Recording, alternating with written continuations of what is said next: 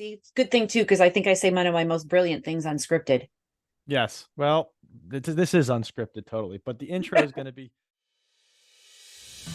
Welcome to OnSolos. Today I'm joined by Carole Mahoney, author of Buyer First, Grow Your Business with Collaborative Selling, and Unbound Growth founder. Carole's changing the way the entire sales industry sees itself and how buyers see it too. She's been called a sales therapist at Harvard Business School, where she's a sales coach for their entrepreneurial MBA program. She's also the president of AAISP, Boston chapter, and has been named a top sales influencer by LinkedIn and Sales Hacker, and voted a top sales coach by Ambition. Whew. Hello. How are you doing, friend? I'm doing pretty fabulous. How about you? I'm doing good. I'm doing good. Doing this new thing here, and glad to have you as number 5. You're the 5th person here. I'm So I'm thanks for bummed that I joining. wasn't number 4. That's my lucky number. Oh, come on now. I We know. could switch that. I mean, they all haven't been released yet, so That's okay. I think 5 is the golden number, so I'll take that. I think so. Yeah, we'll do that. So listen, I normally start out by going, who do you help? How do you help them? But Mhm. I think for you, well, I'm going to ask you about your shirt first. Is that Zoom's filter or no? No, this is real. So it actually came about when I was coaching one of my clients. Mauricio was his name, and in coaching calls, as you know, one of the things I repeat probably very often is it is not about you. It is all about your buyers, hence the book Buyer First. And so Mauricio was like, you know what? I just need to get that, like, tattooed on my forehead or something. I'm like, well, it's not going to really do you much good there because you're not going to see it. Everybody else is going to see it.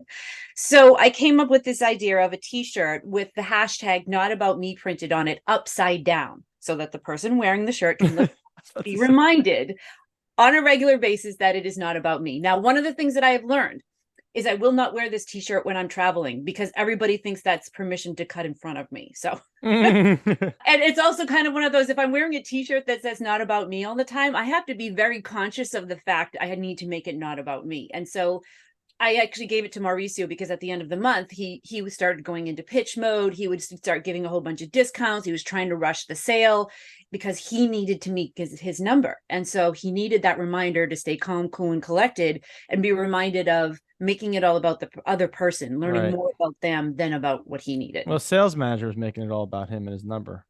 Yeah, exactly. And that's the That's what challenge, happens. right?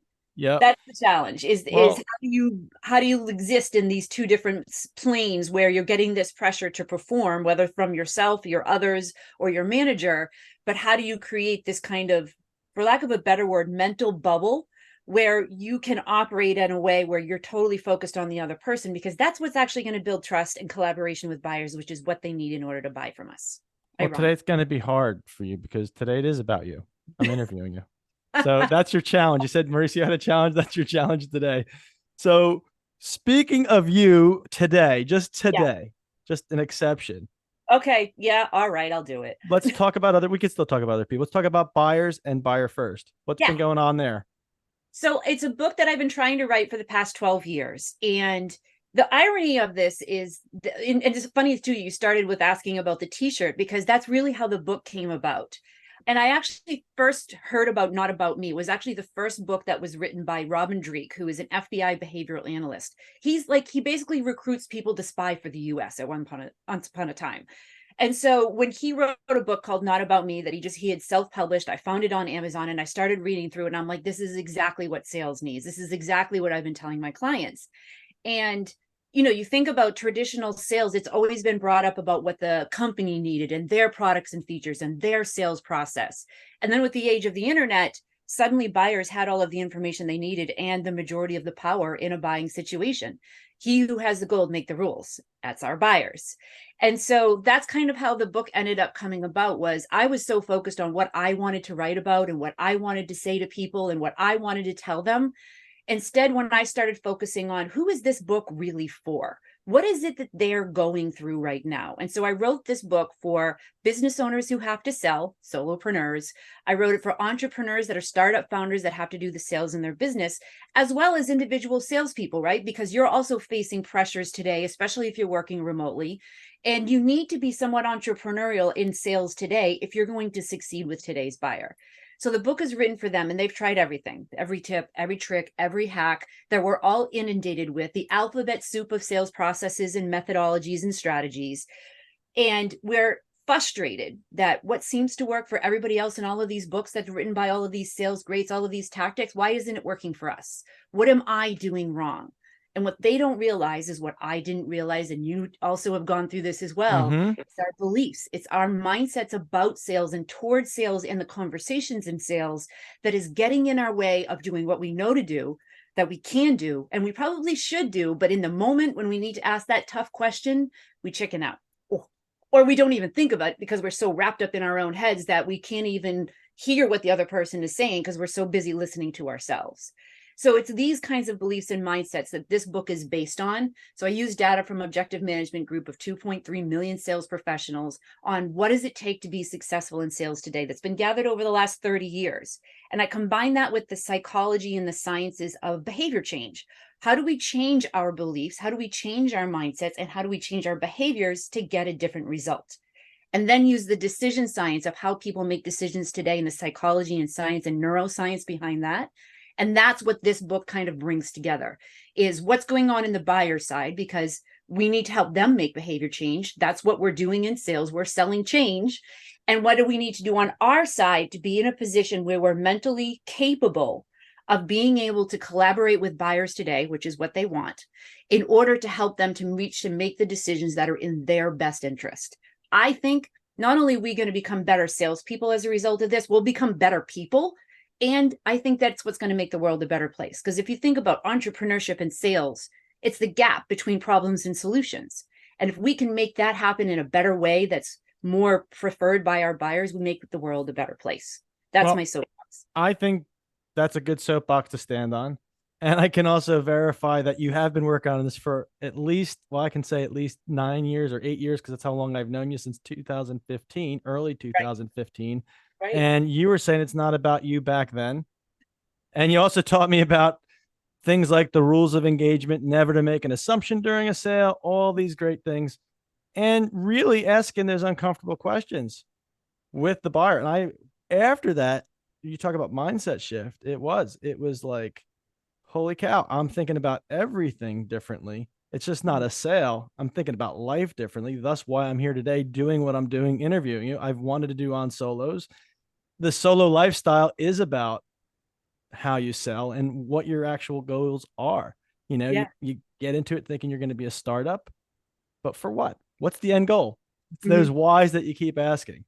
So again, not about me today. It's about you. Tell me how you're helping solos. I think that's where our audience is most interested, like the solo life, and how is it? What are the challenges do you see solos facing for sales, especially? Oh my gosh, so many. Selling yourself or your ideas or your vision of the future is a lot different than it is selling someone else's stuff. The fear of rejection isn't as great because it's not you rejecting it, your company's solution, right? But when you're a solopreneur, when you're selling yourself, it is you they're rejecting, right? It's your expertise, your credibility, and that need for approval that we need. And just as entrepreneurs, we need that validation because we're doing things that a lot of times people have never done before. And, like we're walking on the moon for the first time. Of course, we want validation that we're doing the right things. Like when you were a child growing up and you were learning to walk and you fell down or you did something, what's the first thing we do? We look to our parents. Did I do the right thing? Did I do the wrong thing? We were born into this need for validation. It's how we survived as a species. But when you get into sales as an entrepreneur, that's what's going to cripple you from asking tough questions that are going to make buyers see you as credible. For example, yesterday I was on a sales call working with a company that is a large multi-million-dollar company, dealing with the CEO and talking with their sales leader. And, we talked about the capabilities and the problems that they're having and how I can help them. And we came to the end and I gave them the price and asked the questions. Does this mean that you have to go to someone else to get approval at this price range? And they said, yeah, we're going to need to go to Germany and blah, blah, blah, blah, blah. And I'm going to need to talk to the leader there. I said, okay, totally makes sense. What are kinds of questions are they going to ask you? What are some of the things you anticipate that they're going to give you pushback on? And they just stopped for a second and they're like, I think you just won the deal just by asking that question because we wish our salespeople asked that question. I could have easily chickened out and said, hey, that totally understand. Let me know when you want to get back together and we'll discuss what they said, instead of asking those tougher questions and eventually actually getting the meeting with that sales leader in Germany. And was that your first call with them? No, it was my third call with them. But your third call, and you have that rapport already. They're ready to take their sales team. Have you guide them or have you do it? Yeah, but that's what we need to ask those tough questions in our businesses, because we're the ones delivering this, right? It's our reputation on the line. And so we don't ask those tough questions to make sure that this is going to be a good fit, that we're going to actually be able to help them, not only, help them to sell the deal, but also help them to achieve those results. We need to have certain people involved in the conversation, the people who are making the economic decision, who are going to look at, if I invest this, how much am I going to get out of that? We need to have those tough conversations, because if we're not the right fit, then as a business owner, word of mouth is key. Like if you take on the wrong kind of client or aren't able to service the expectations that they have, word's going to spread very quickly, and you're going to find it very hard to get your next customer, because they talk to each other. That's the nature of the internet today. Just makes it a whole lot easier for that to happen. And so that's one of the ways that selling on as an entrepreneur is different. Like in a company, you're handing it off to your customer success person to deal with any issues that might have happened in the sales process. And they're not going to love you for that. That's a separate conversation. But as an entrepreneur, it's you. You might find yourself with a client who's a PITA, right? Can we swear on this show? Yeah, that's right. That's right. A pain in the ass, right? Like when someone first told me what, to add the PITA line to my invoice, I'm like, what do you mean, flatbread? Like, why am I charging flatbread? I was thinking of the animal thing. I had the wrong acronym. Yeah. I don't actually use the acronym. I'm from Jersey. I just go, but they're a pain in the ass. So I don't know. maybe they're a PIFA or a PIFTA for me. Right. Like, why take them on to begin with? They're just gonna and I was at that point in my business, right? Before I actually went through this, sales transformation in my own mindsets myself. But one of the reasons I hired a sales coach was not because I needed more clients in, I wanted different clients in, because the ones that I had were a pain in the ass. They were, paying their invoices late, questioning every line item, not listening to the advice I gave them, which meant they weren't getting the results that they needed, which meant that, hence the invoice line item by line item. And I'm like, I just want to get clients that actually value my expertise so that I can get them the results that they want, so that I can get referrals and recommendations to continue to grow my business. And it was the way I was selling them that was causing the problems. I wasn't asking the tough questions, wasn't talking to decision makers, wasn't asking consultative questions, because as a business owner, I'm trying to feed my family. I'm trying to pay bills, right? That's like the challenge of the solo. Getting smaller and smaller. And I'm like, I need this to close. And so I was pushy and aggressive and persistent, but not actually helpful. So the more that desperation sets in, the more as a solo, you're just like, I need a deal, any deal right now. And then it might be that client who just knows when you need that deal. Yeah. It's like the opposite of the stars being aligned. It's, and you get that client, and then you might lose a couple more clients because that's when you took the client you shouldn't have taken. And then it just spirals out. And maybe you wind up with no clients and you're like, I have to sell now. And then you're just selling quickly again, and maybe getting the next bad client. Right. And that can go on for years. And that goes on for years. But then so not only you're getting this roller coaster of sell, try to sell, then deliver, and then have to do it all over again because it churns, but you're also burning yourself out. Right. So you're creating more of this emotional stress for yourself, which is then, I started my business initially because I got laid off in the Great Recession. I knew I wanted to start a business, but I had this whole 5-year plan. 5 years turned into 6 months because that's how long I had on unemployment. But ultimately, I wanted a flexible schedule so that I could bring my kids to school. I could be, their football, president association, like all of these things that I wanted to be able to do, is spend more time with my family. Yes, I wanted to make money in order to do that. But it was more about the kind of lifestyle I wanted at that time. And instead, what was happening was I was stressed out all the time. So I was snapping and yelling at my family. Instead of being upstairs and having dinner with them and doing homework, I was down here in the office, crunching numbers on another spreadsheet for a client that was too demanding, that wasn't going to pay for the extra work I was putting in. And it was the exact opposite. I'm like, why am I doing this? I should just go get a job. I was less miserable there. Well, maybe.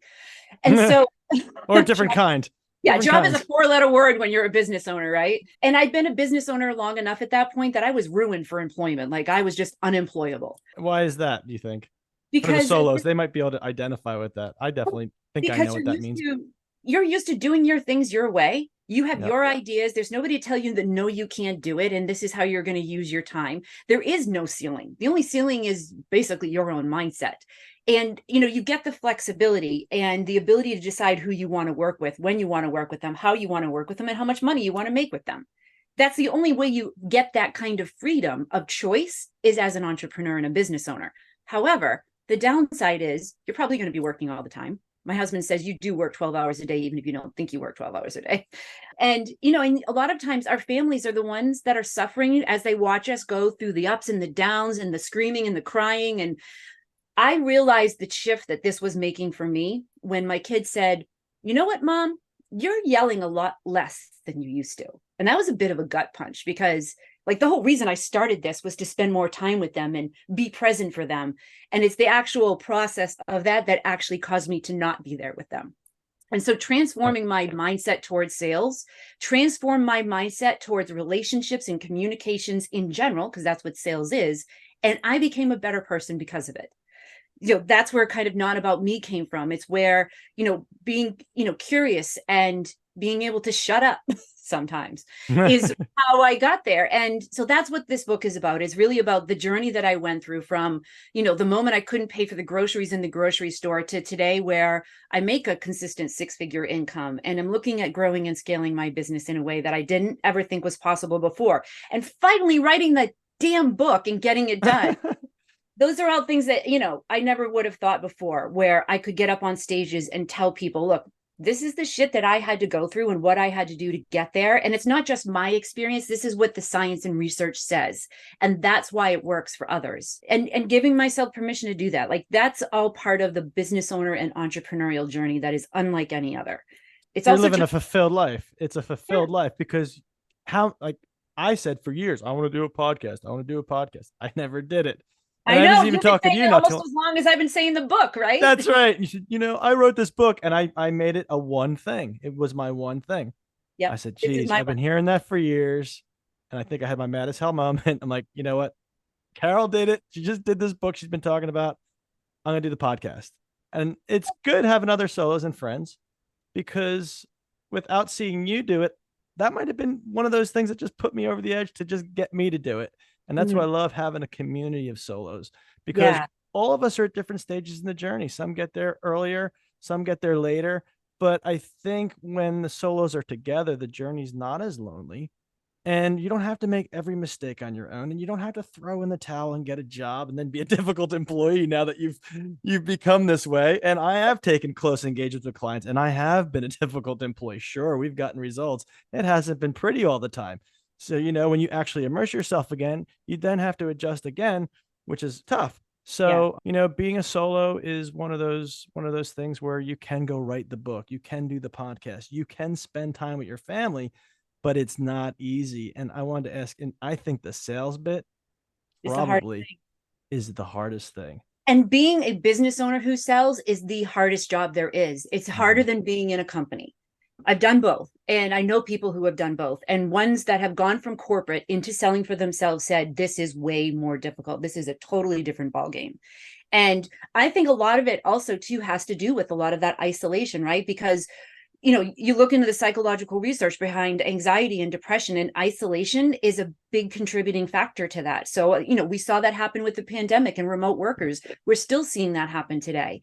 I think that's also one of the reasons why we're seeing this trend and rise in the need for communities, because we want to have people like us that we can learn from. I know that you had Pete Caputa on from DataBox, and we've got with him to do a survey for solopreneurs and benchmarking, because all of these books, all of the tactics, all of the data, all of the research that's out there is focused on the game that's played in sales inside of corporations and companies, where you have managers and resources and trainings. And as a solo, you don't. And most of us get into our businesses not because we wanted to be salespeople. Sorry, by the way, if you're a business owner and an entrepreneur, you're a salesperson. Sorry, not sorry. And here's the thing of it, though, is that there's no data out there. There's no research out there. There's no benchmarks for us to compare ourselves to ourselves. One of the most common questions that I get from startup founders that I coach and entrepreneurs and business owners is, how much time do you spend doing that? What's the kind of conversion rate that you get on this? Because you're doing sales for your own business as well. And they want to compare, like, what's the benchmark? Am I doing good? Am I about, where everybody else is? Am I falling way behind? So that's why I think having a community, having those kinds of benchmarks to be able to set ourselves up for the tracking systems to success, I think that's so crucial, because we need to be able to learn from each other, but it's also the mental health aspect of it. I'm Yes. part of at least 3 or 4 different business owners focused communities, or whether it's for public speaking or book writing, or it's coaching and training. These are people that I learn from that feed me, and I can feed them. And so if you're listening to this podcast, find that group for yourself, and it's probably going to be more than one group, because this is isolating, and sometimes we need to get outside of our own 4 walls and outside of our own heads and get out with other people to start learning, what is it that they're doing and what are they going through. So And we can help each other. I mean, we actually I can help each other, and you don't have to send a bill every time you help another person. I know that's not good sales advice, Carole, but we also spend a lot of time on LinkedIn promoting ourselves and all that other stuff, or just having conversations. Some of those conversations could be, oh, I use a book. You need a book. I use a bookkeeper. It could be a referral. It could be, hey, Mhm. oh, this book buyer first help me. Carole can help you. In fact, I've had a couple podcasts already where I've mentioned you already on them, because it is such a challenge. It's like, what's the challenge for a solopreneur? It's like, well, you're fulfilling the right need here and helping people with the sales, because that is the number one challenge. And it's interesting you're mentioning the health aspect to it. Over the COVID time is where Mhm. I had a chance to build a community with a client that was health related, and nothing feels better to help people with their health. Yeah. And it really is. It's a great feeling to be able to do that. One of the most fulfilling things you can do. Yeah. And when I started OnSolos, I thought, well, this has a health component, because, like you said, it the isolation for COVID for everyone, but you will post COVID, you'll feel that isolation as a solo. You'll Mhm. find those sales challenges, and you're going to be in an environment where, on an earlier podcast, I can't remember who exactly said it, but it was like that resistance you might get from families. I think it was Brian Logan Reed who was saying, oh yeah, your parents will give you resistance. It could be your in-laws and then your wife, and who knows who it could be, right?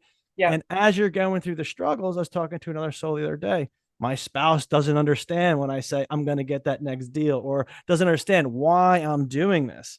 Mhm. So sometimes you need your tribe, your solos, your salespeople, your sales coaches who know solos to kind of get through this together.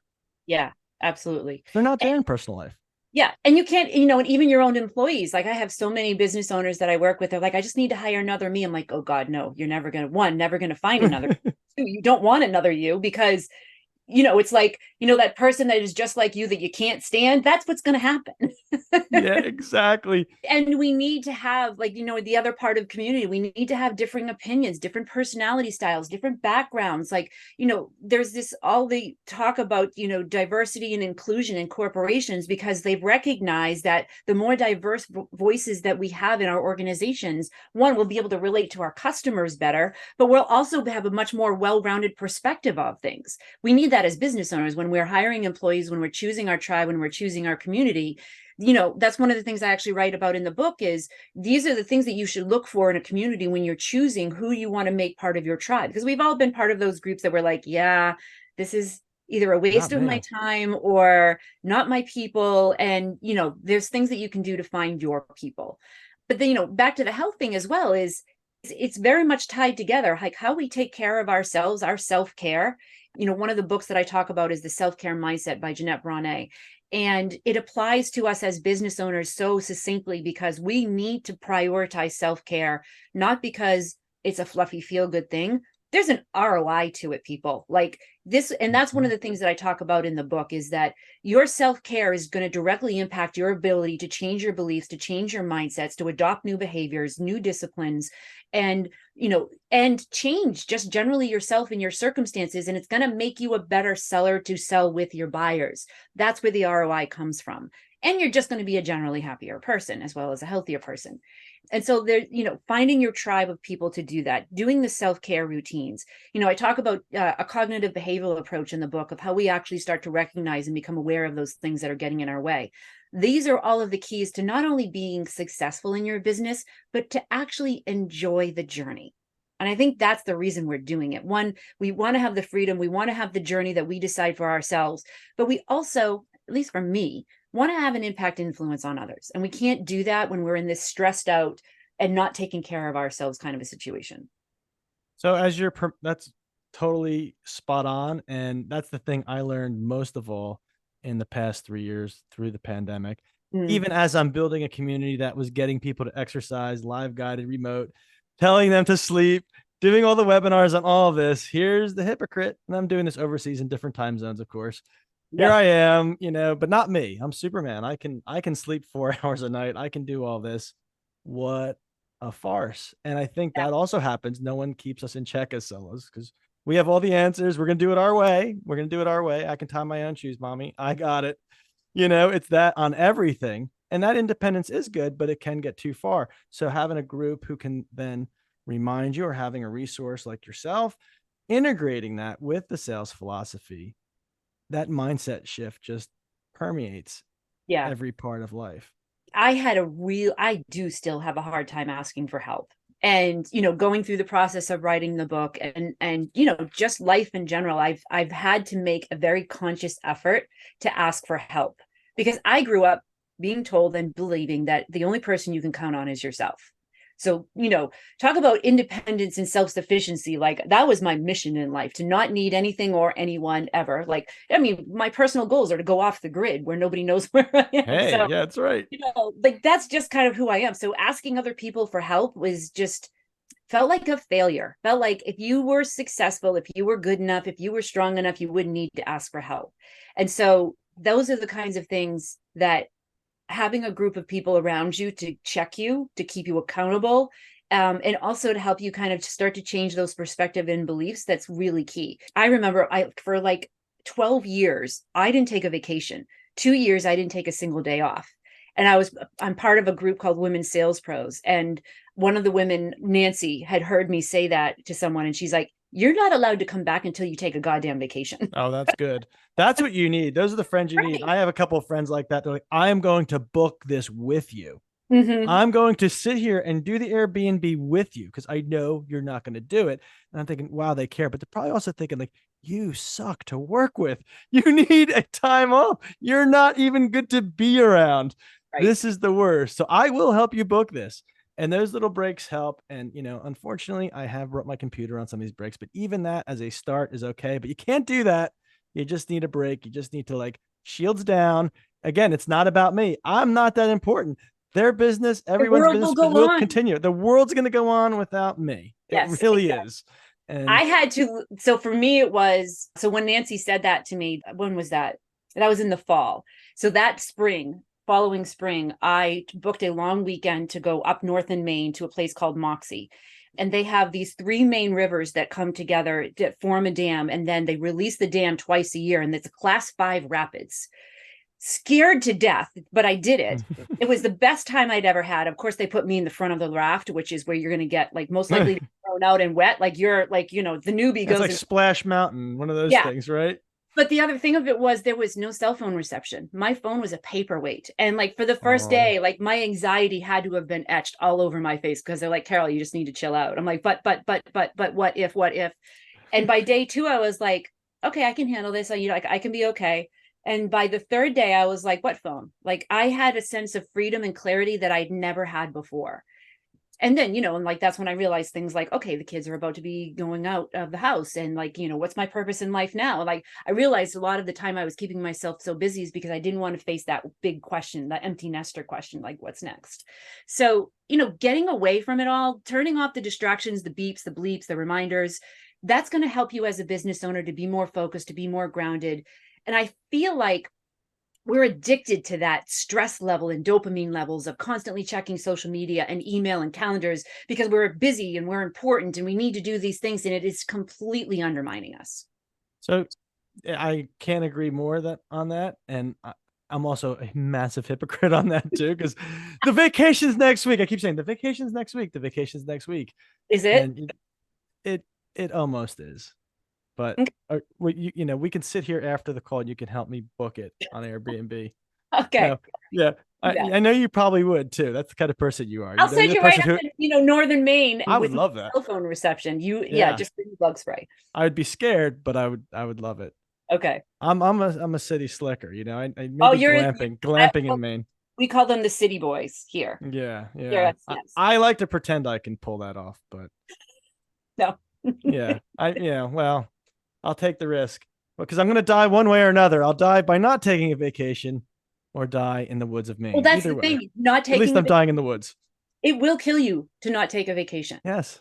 Because stress is the number one killer. It causes cancer, relationship failures, mental health issues.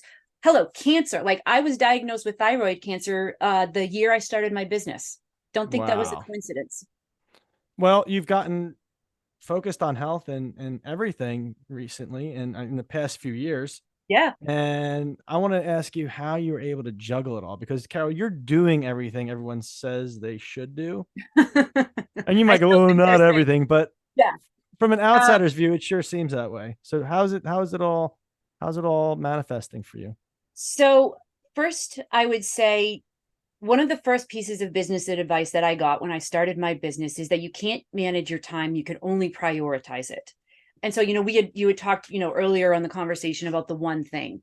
And so for me, it is focusing on the one thing helped me to know what I could say yes to and what I could say no to. If so, my one thing this year is launching this book, successful book launch. I have a number in my head of how many books I want to have sold because that number tells me, yes, sure, bestseller, blah, blah, blah, blah, blah. But for me, that number means that I've reached the people that it needs, that I'm helping the people that it was meant for. Ultimately, at the end of the day, that's the only thing that really matters to me is to leave behind something that will help someone else get through what I had to go through and what so many others are probably going through right now. And so by focusing on that one thing, it made it very easy for me to align my energy, my mental space, my time, and my resources to that. So, my typical day starts off with hopefully getting up before 6:30 a.m. That's the goal. Doesn't always work that way. And then, I spend, I have a little mini farm here. So I take the dog out, I take care of the chickens, I check in the garden, sit down and have my coffee, I do my meditation, probably have another cup of coffee because it takes me about an hour to wake up due to thyroid. And then I go right into doing yoga, some kind of strength training, and then I check my email. Then I check my LinkedIn.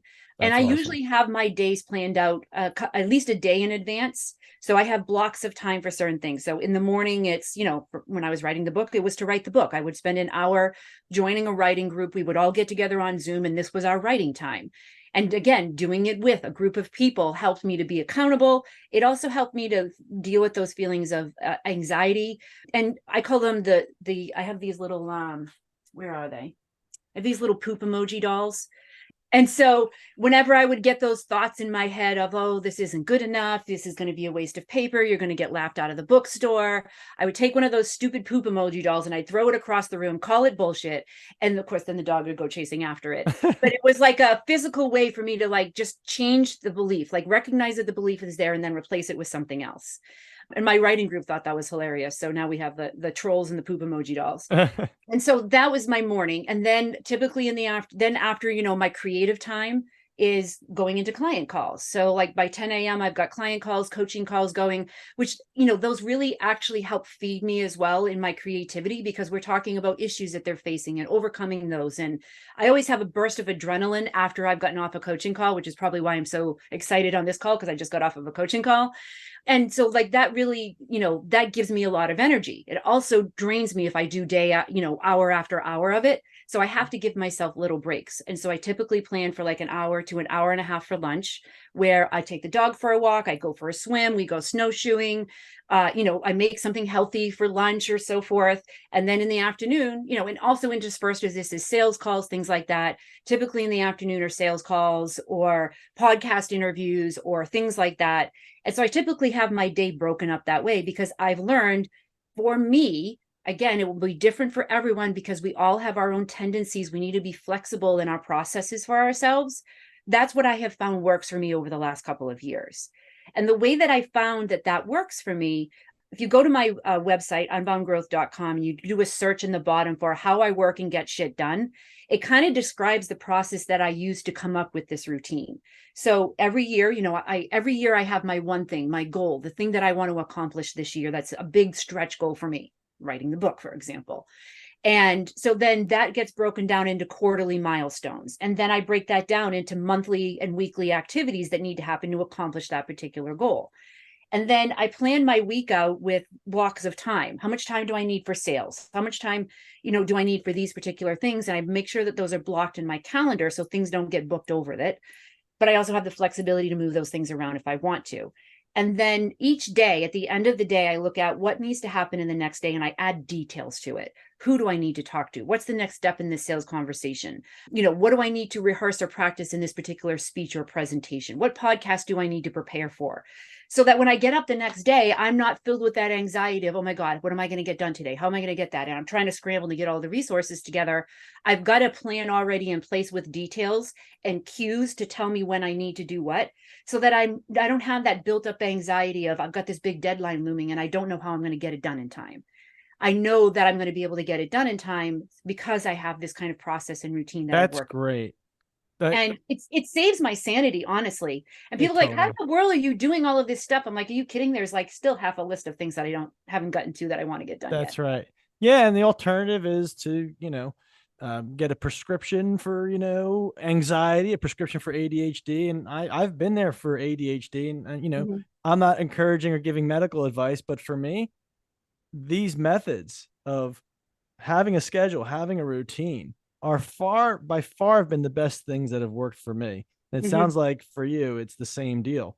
And I think you get to the point where you're like, no, I'm not shortcutting. I'm going to actually do the work and feel better and remain consistent. Yeah. How are you keeping consistent? Are you doing it all on your own or?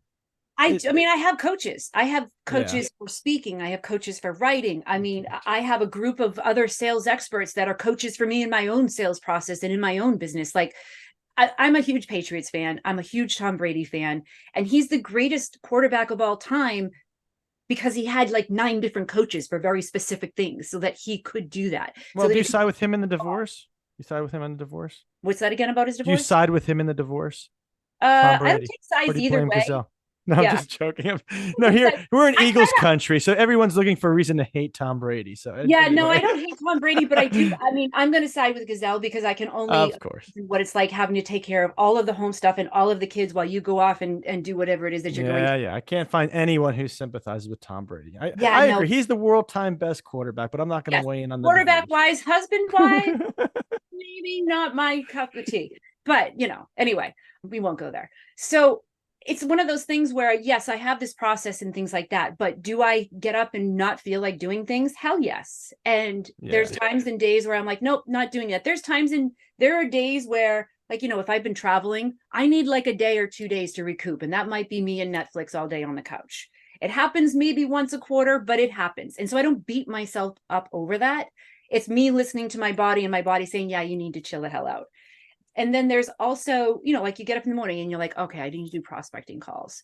And so I've set up like these little things for myself. Like I'll create a reward system myself. I'm going to do, my first 10 prospecting outreaches or calls or whatever it is that I'm going to do. And then I'm going to go in the garden for 15 minutes, or I'm going to take the dog for a walk, or I'm going to go have that chocolate and peanut butter that I've been thinking about all day. Whatever it is, that little reward that I'm only going to give myself once I've done that particular task. Another thing that I do is, when I was writing, there were days where I was like, I don't know if this is like, you're totally down on yourself. You're like, this just sucks. And then there's days where it all flows and you've written 5,000 words in 2 hours. But then there were those days where it's like, I'm lucky if I got 5 words in, or I just went back and edited things. And what I told myself was it's more about the consistency than getting this outcome. So I detached myself from the outcome and just committed myself to doing the task. And really, actually, all I committed to do was starting it. Like I didn't even commit to, I'm going to do 90 minutes of writing. I'm going to open my laptop. I'm going to open the document and I'm going to do 5 minutes. And then I'm going to do 5 more minutes. And so I take it little bit at a time and build that habit over a period of time. Like James Clear and Atomic Habits. It's not about these huge things that we do to achieve our goals. It's the small little daily behaviors and changes that we accumulate over time, like interest in the bank, that get us to those behavioral changes that will stick. I've been doing yoga every day for almost 3 years now. And Oh if my I gosh. don't do it, I feel like I miss breakfast. Yes. Like eventually it just becomes a part, like our brains love routine. And so if we can set ourselves up with good and healthy habits and routines that we don't even have to make ourselves do or think about eventually, then we can start adding new things to it. And that's how we continually improve as a person in that kind of development. So that's how I get it done, how I keep my sanity. And I also have, checks and balances. My husband and I have safe words. Like when I'm working too much or my brain won't shut off, he has he's like, he basically says, you need to shut your brain off. You need to I thought close. it was Queen of Hearts. Yeah.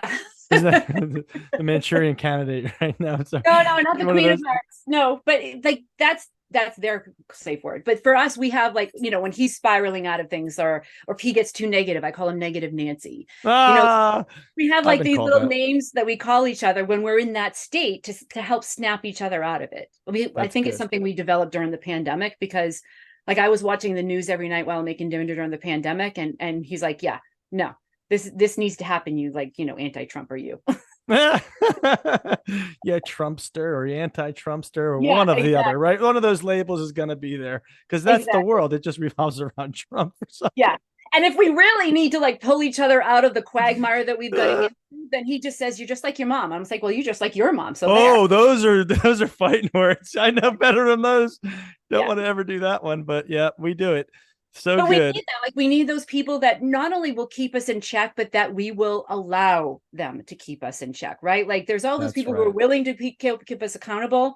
But what I'm saying is recruit those people consciously, Yes. choose them intentionally, because who you're open and transparent to, you have to make sure that that person is your best interest at heart, isn't going to turn around and use it against you later, Wow. because that just That closes you off even more. And we all have those people that we've encountered. that is the best advice. And I can tell you So firsthand. yeah, I mean, it seems like common sense, but we don't always No, realize it. they're not always there. And you got to learn. And once you find one or two, then you see more and more that are willing to do it. And that is really the key to consistency. The person who can tell you whatever, negative Nancy, Yeah. whatever it might be, or however it might be, or the person who helps you book the vacation, you name it. Those are the friends we need. And I think we can get there with communities too, especially communities where we can let our guard down and be And ourselves. yes. And it And, still and is I okay. have tried like for 10 to 15 years to find those kinds of communities. One of them, and I'm going to just give them a shout out. One of them is heroic public speaking, absolutely changed my life. The other is women's sales pros, also absolutely changed my life. And the top 3 book workshop, like these are, I mean, and also the HubSpot partner community. I put that on the list. Yes. But those, what Pete Caputa did and what he created in the HubSpot Mhm. partner community was a blueprint for others to start creating those kinds of communities and channel partner programs. And those are the kinds of communities, those like that's how we met. And we've known each other for like a decade now. Absolutely. You hold on to those kinds of relationships because you know that there's a collaborative, trusting nature to them where you can be yourself. You can be your authentic, genuine self without fear of judgment, criticism, or public humiliation. Yep. I think that's the key to it. And you know what? Well, I'm going to end on one note here. The number one piece of advice for solos that you can offer that might not be common or just is so overwhelmingly important for them that it might just change their life for one person who might just listen today and just capture that. Good Lord, there's so many. Start writing shit down, Yes. right? I mean, I know that a lot of us don't like to write, but writing is one of those things that if you journal every day, I had to journal every day for the longest time. And sometimes I still do when I'm facing tough situations, but sitting down and writing things out, it has a neurological impact on us that puts us in a meditative state. And if we can sit down and write and journal for 15 minutes a day and get into that meditative state, you can literally rewire your brain. You can start to make connections that didn't exist before. You can start to overcome connections that have gotten broken by some kind of trauma, because in digging into some of the research in mental health and entrepreneurs, a lot of us have gone through childhood traumas. A lot of us have ADHD, depression, anxiety, all of these things, which, maybe that's what makes us entrepreneurs, or maybe that's what entrepreneurship does to us. I don't know yet. But one of the ways to start fixing those things or aligning those things is through some type of meditation. And so for some people, it's writing. The other thing of writing is not only does it put you in a better mental health state, meditative state, rewire your brain, overcome traumas, deal with isolation, become more emotionally manageable and controlling our emotions and not seeking external validation from others. These are just a few of the things that meditation will do for you, as well as, help you overcome health issues like physical health issues. But the other thing that writing it down does is if you start getting in a habit of writing things down, that's how you're going to develop your systems, your processes, your ability to scale, the learnings about your customer, to be ahead of things in the market, share insightful things on social media and in your newsletters and emails, as well as start to process some of the things that you're learning. Writing is a key way to do that. Now, yes, you can do it with a keyboard, but if you're looking for the therapeutic side of writing, you really need to use like pencil and paper or something like that. And I don't think it's advice that many business owners hear, but it is something that will impact every aspect of your life and your business. Carole, I think that might save somebody. I honestly I do. hope so. It saved me, like, honestly. Thank you. Thanks for being here. Thanks for being one of the first interviews. And you have been an old time friend and have had amazing impact. And I can't wait to keep doing this stuff with you with solos and helping people feel better and stick together and do better. Yeah. I mean, the whole reason we started this journey is because we wanted to design a life for ourselves and our loved ones. And a lot of times we find ourselves in the exact opposite situation where everything feels like it's out of control. And the other thing about writing is your circumstances are such that you can always change them. And it always starts with you. I know the t-shirt says not about you, but it really does start with you. Yeah, if you don't take care of yourself, that's one of the things you said, right? I want to do it on my own. And it's also you put yourself last on the list way too often. All the time. And you have to then focus on you in that circumstance so you can focus on others, especially with self-care and all the rest of it. Yeah. So thanks for coming today. And when's your book coming out? September 5th, we're launching it at Inbound. Am I going to see you at Inbound? Yeah, you are. Yay. Yes, So you we're are. launching it at Inbound, and I'm super excited for that. Like, HubSpot has been near and dear to my heart, been part of the partner community for a while, coached a lot of HubSpotters themselves. And so to launch it at Inbound is really special for me. We've got after parties happening. I'm moderating a panel where we're going to be talking about this very thing, this transformation that we've all need to go through for sales. And then I'm going to be on another panel as well. And so, yeah, I'm excited. It's all full circle for us. And if people can't get to Inbound, there will be a simulcast or something afterwards where they'll be able to find this as well. Yeah. So one of the things that I'm doing in September is I'm going to start doing sort of like a monthly group coaching type of a call. So the first one I'm doing in September is for anyone who has pre-ordered the book. So if you order the book before September 5th, fill out a quick little form to let us know. And we're going to add you to our first group coaching call for the buyer first, which will be free. And that's going to happen, I think it's like mid to late September. So get in on that. If it's something that I find people are like, really getting some impact and influence and help from, then we'll probably do it every month. Yeah. And just so you know, I'm going to put all this stuff on the OnSolos website because this has been such a great interview and you're helping people in this lifestyle just end a lot of pain and enjoy happiness through all the stuff you said and all the lessons learned. That's what it's about. Us who have gone forth and blazed the trail through blood, sweat, and tears. Let them not all be yours. Yes, we'll share it. So that's what coming together is all about. So thanks again, friend. Thank you so much for having me, Joe. I'm excited to help everybody hear this later on. Awesome. Bye. Bye.